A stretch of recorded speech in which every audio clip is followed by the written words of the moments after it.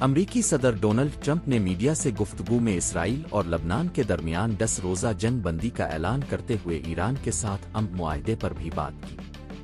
عالمی خبر رساں ادارے کے مطابق امریکی صدر ڈونلڈ ٹرمپ نے کہا کہ ایران کے ساتھ ملاقات ویک وینٹ پر ہو سکتی ہے۔ اگر ڈیل نہیں ہوئی تو جنگ دوبارہ شروع ہو جائے گی۔ امریکی صدر ڈونلڈ ٹرمپ نے مزید کہا کہ اب جنگ بندی میں مزید توسیع کی ضرورت نہیں ہے۔ ایران پہلے جن باتوں پر آمادہ نہیں تھا اب آمادہ ہے۔ ٹرمپ کے بقول ایران نے اتفاق کیا ہے کہ وہ جوہری ہتھیار نہ بنائے گا اور نہ ہی اپنے پاس رکھے گا بلکہ اپنا جوہری ڈسٹ بھی ہمارے حوالے کرے گا۔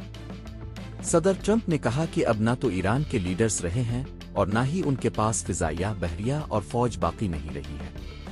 امریکی صدر ڈونلڈ ٹرمپ نے کہا ہے کہ ایران کے ساتھ اچھے مذاکرات کر رہے ہیں۔ پاکستان بہت اچھا کام کر رہا ہے۔ اگر ایران سے ڈیل ہو گئی تو معاہدے پر دستخط کرنے پاکستان جا سکتا ہوں۔ انہوں نے پاکستان کے سپہ سالار فیلڈ مارشل سید عاصم منیر اور وزیر اعظم شہباز شریف کے جنگ بندی مذاکرات میں کردار کو سراہتے ہوئے کہا کہ وہ دونوں عظیم انسان ہیں۔